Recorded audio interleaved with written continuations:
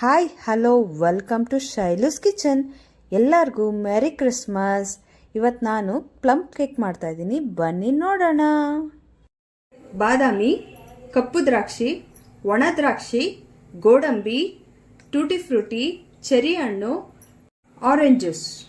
ಕಪ್ಪು ದ್ರಾಕ್ಷಿ ಹಾಕೊಳ್ತಾ ಇದ್ದೀನಿ, ಒಣ ದ್ರಾಕ್ಷಿ ಹಾಕೊಳ್ತಾ ಇದ್ದೀನಿ, ಬಾದಾಮಿ ಹಾಕೊಳ್ತಾ ಇದ್ದೀನಿ, ಗೋಡಂಬಿ ಹಾಕೊಳ್ತಾ ಇದ್ದೀನಿ, ಆಮೇಲೆ ಚೆರಿ ಹಣ್ಣು ಹಾಕ್ತಾ ಇದ್ದೀನಿ,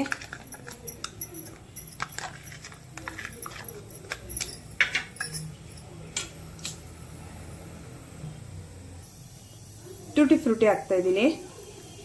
ನಿಮಗೆ ಡ್ರೈ ಫ್ರೂಟ್ಸ್ ನೀವು ಎಷ್ಟು ಬೇಕಾದರೂ ಹಾಕೋಬಹುದು, ಅದು ನೀವು ಎಷ್ಟು ಹಾಕಿದ್ರೂ ಅಷ್ಟು ಚೆನ್ನಾಗೂ ಕಾಣುತ್ತೆ ನಿಮಗೆ. ಸೊ ಇದೆಲ್ಲನೂ ಓವರ್ ನೈಟ್ ನಾವು ಆರೆಂಜ್ ಜ್ಯೂಸಲ್ಲಿ ನೆನೆಸ್ಕೋಬೇಕು. ಇದು 250 ml ಆರೆಂಜ್ ಜ್ಯೂಸ್ ತೊಗೊಂಡಿದ್ದೀನಿ, ಅಂದರೆ ಆಲ್ಮೋಸ್ಟ್ 1 ಕಪ್ ಅಷ್ಟು ಬರುತ್ತೆ ನಮಗೆ. ಇಷ್ಟು ಹಾಕೊಂಡ್ಬಿಡ್ಬೇಕು.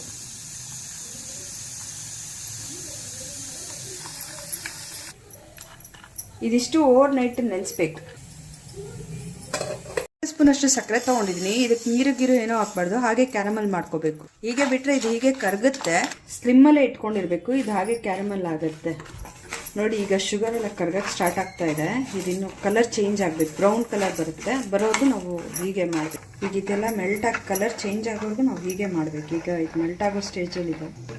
ಕಂಪ್ಲೀಟ್ ಇದು ಶುಗರ್ ಕಲರ್ ಚೇಂಜ್ ಆಗ್ತಾ ಇದೆ. ನೋಡಿ, ಈಗ ಇದು ಫುಲ್ ಕಲರ್ ಚೇಂಜ್ ಆಗಿದೆ. ಈ ಸ್ಟೇಜಲ್ಲಿ ನಾವು ಬಿಸಿನೀರು ಹಾಕಬೇಕು. ಬಿಸಿನೀರು ಹಾಕಿದ್ರೆ ನಮಗೆ ಪಾಕ ಇದ್ದು ಥರ ಬರಲ್ಲ. ಸ್ವಲ್ಪ ಸ್ವಲ್ಪನೇ ಹಾಕೊಳ್ಳಿ, ಏಕ್ದಮ್ ಬಿಸಿ ಹಾಕಿದ್ರೆ ಇದು ಹಾಕ್ಬಿಡುತ್ತೆ.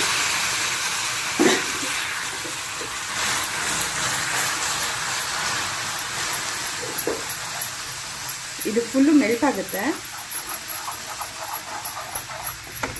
ಕಂಪ್ಲೀಟ್ ಆಗಿ ಶುಗರ್ ಇದು ಫುಲ್ಲು ಇದಾಗಿದೆ, ಕ್ಯಾರಮಲ್ ಆಗಿದೆ. ಪಾಕ ಥರ ಬರೋದೇನು ಬೇಡ ನಮ್ಗೆ, ಈ ಲೆವೆಲ್ಗಾದರೆ. ಸೊ ಇದು ಎಲ್ಲ ರೆಡಿ ಆಗಿದೆ.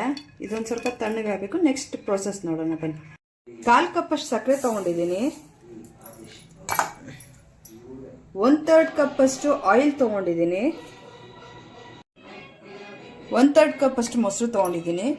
ಆಯಿಲು ಮೊಸರು ಒಂದೇ ಕ್ವಾಂಟಿಟಿಲಿ ತೊಗೊಂಡಿದ್ದೀನಿ ನಾನು. ಹೀಗೆ ಇದಕ್ಕೆ ಚಕ್ಕೆ ಹಾಕ್ಕೊಳ್ತಾ ಇದ್ದೀನಿ. ಚಕ್ಕೆನ ಒಂದು ಸ್ವಲ್ಪ ಪೌಡ್ರ್ ಮಾಡ್ಕೊಂಡು ಹಾಕ್ತೀನಿ. ಚಕ್ಕೆ ಫ್ಲೇವರ್ಗೋಸ್ಕರ ಹಾಕ್ತಾ ಇದ್ದೀನಿ. ಇದು ಹಾಕಿದ್ರೆ ತುಂಬ ಟೇಸ್ಟ್ ಬರುತ್ತೆ. ಇದನ್ನು ಮಾತ್ರ ಸ್ಕಿಪ್ ಮಾಡಬೇಡಿ. ಇದು ಮಿಕ್ಸಿಲಿ ಒಂದು ಆನ್ ಆಫ್ ಮಾಡಿದ್ದೀನಿ. 1-2 ಟೈಮ್ ಮಾಡ್ಕೊಂಡಿದ್ದೀನಿ. ಈ ಥರ ಆಗಿದೆ. ಇಲ್ಲಿ 1 ಕಪ್ ಮೈದಾ ತೊಗೊಂಡಿದ್ದೀನಿ. 1 ಟೇಬಲ್ ಸ್ಪೂನ್ ಅಷ್ಟು ಕೋಕೋ ಪೌಡರ್ ತೊಗೊಂಡಿದ್ದೀನಿ. 1 ಸ್ಪೂನ್ ಅಷ್ಟು ಹಾಲಿನ ಪುಡಿ ತೊಗೊಂಡಿದ್ದೀನಿ. ಇದಿಷ್ಟನ್ನು ಹೀಗೆ ಜರಡಿ ಮಾಡ್ಕೋಬೇಕು. ಅರ್ಧ ಟೇಬಲ್ ಬೇಕಿಂಗ್ ಸೋಡಾ ಹಾಕ್ತಾ ಇದ್ದೀನಿ. 1 ಟೇಬಲ್ ಸ್ಪೂನ್ ಅಷ್ಟು ಅಡುಗೆ ಸೋಡಾ ಹಾಕ್ತಾ ಇದ್ದೀನಿ. ಒಂದೇ ಒಂದು ಪಿಂಚಷ್ಟು ಉಪ್ಪು ಹಾಕ್ತಾ ಇದ್ದೀನಿ. ಜರಡಿ ಮಾಡ್ಕೋಬೇಕು. ಹೀಗೆ ಪೂರ್ತಿ ಎಲ್ಲ ಜರಡಿ ಮಾಡ್ಕೊಂಡು ಈ ಥರ ಗೆಡ್ಡೆ ಇರೋದೆಲ್ಲ ತೆಗೆದು ಬಿಡಬೇಕು. ಜರಡಿ ಮಾಡ್ಕೊಂಡಿದ್ದೀನಿ. ಇದಕ್ಕೆ ಓವರ್ ನೈಟ್ ನಾವು ದ್ರಾಕ್ಷಿ, ಗೋಡಂಬಿ, ಬಾದಾಮಿ, ಪಿಸ್ತಾ ಎಲ್ಲ ಹಾಕಿದ್ವಲ್ಲ, ಇದನ್ನೆಲ್ಲ ಇದಕ್ಕೆ ಹಾಕೊಳ್ತಾ ಇದ್ದೀನಿ.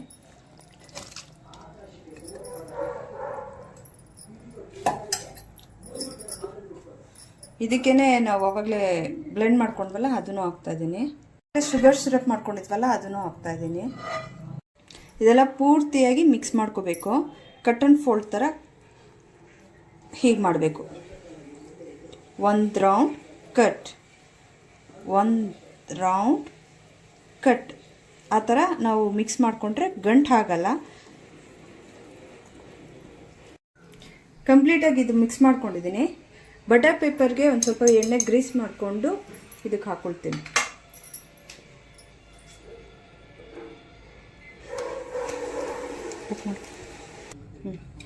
ಈಗ ಇದನ್ನೊಂದು 2 ಸತಿ ಟ್ಯಾಪ್ ಮಾಡ್ಕೋಬೇಕು. ಅದರಲ್ಲಿರೋ ಏರ್ ಬಬಲ್ಸ್ ಎಲ್ಲ ಓಪನ್ ಆಗುತ್ತೆ.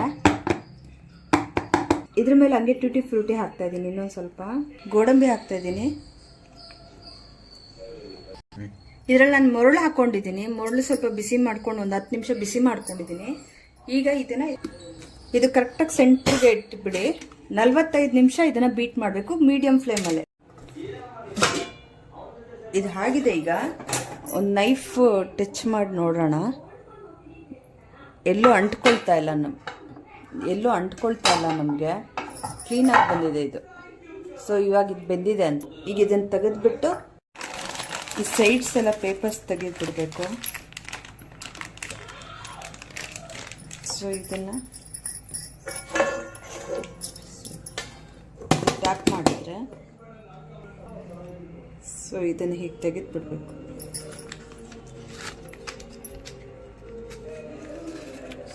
ಸೂಪರ್. ನೋಡಿ ಫುಲ್ಲು ಸಾಫ್ಟಾಗಿ ಬಂದಿದೆ